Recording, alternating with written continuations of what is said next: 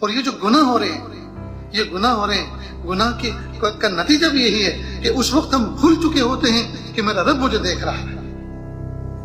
اور کئی مرتبہ ہلکا سا استحضار تو ہوتا ہے کہ اللہ دیکھ رہا ہے، لیکن چونکہ وہ اللہ فوراً پکڑ نہیں کرتا تو آدمی بے خوف ہو جاتا ہے کہ وہ پکڑتا تو ہے لیکن ابھی نہیں، پھر بعد میں پکڑے گا، اس وقت تو ہم توبہ کر لیں گے۔ نہیں، اس وقت اس استحضار کو دل میں جمائے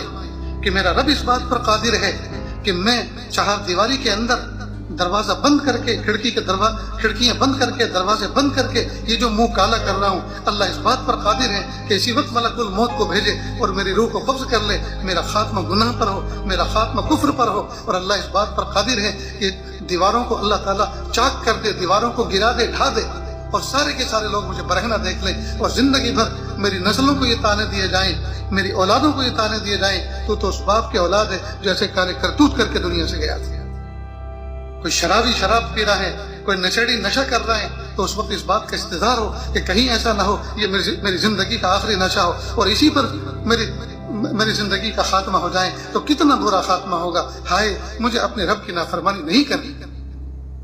تو زنا کرنے والا، بدکاری کرنے والا، سود وصول کرنے والا، حرام کھانے والا جس وقت یہ عمل کر رہا ہو اس وقت اس کو قوی اس بات کا استحضار ہونا چاہیے کہیں ایسا نہ ہو کہ میرا رب میری زندگی کی شام اسی عمل پہ کر دے اور میری زندگی کا خاتمہ اسی عمل پر ہو جائے اور پھر یہ خاتمہ سوئے خاتمہ نہ ہو جائے اور ہمیشہ ہمیشہ کی جہنم میں مجھے جانا نہ پڑے۔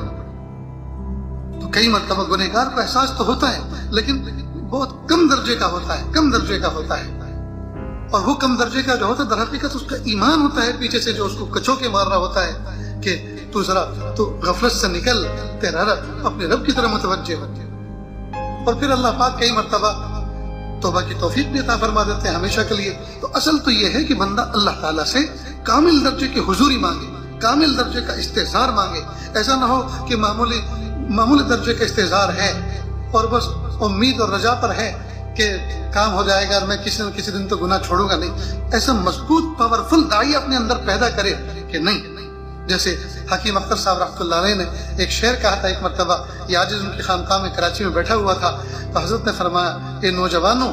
اگر بازار میں نکل رہے ہو اور بازار میں چل رہے ہو اور وہاں کوئی سامنے خوش قامت کوئی لڑکی کوئی عورت تمہارے سامنے آ جائے تو اس وقت فوراً نظر جھٹکے سے ہٹاؤ اور احقر کا ایک شعر پڑھ لیا کرو، نہ دیکھیں گے ان کو ہرگز نہ دیکھیں گے کہ جن کے دیکھنے سے رب میرا ناراض ہوتا ہے۔ تو کیا اس سے ہمت پیدا ہو جائے گی؟ تو حضوری کے اندر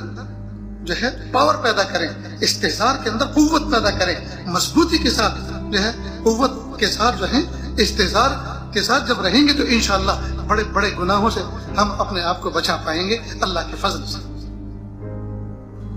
بہرحال اللہ تعالیٰ سے ہم یہ دعا کریں کہ پیارے رب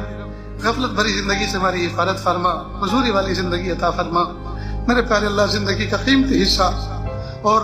سونے اور چاندی اور ہیرے جواہرات سے زیادہ قیمتی لمحات زندگی غفلتوں میں گزر گئے۔ میرے پیارے اللہ اب نہیں پتا زندگی کی شام کس گلی میں ہوگی اور کس حال میں ہوگی۔ میرے پیارے رب اب زندگی کے جو دن بچے ہیں ان کو گزرے ہوئے دن سے بہتر گزارنے کی توفیق عطا فرما اور گزرے ہوئے دنوں کا کفارہ بنانے کی توفیق عطا فرما۔ وآخر دعوانا ان الحمدللہ۔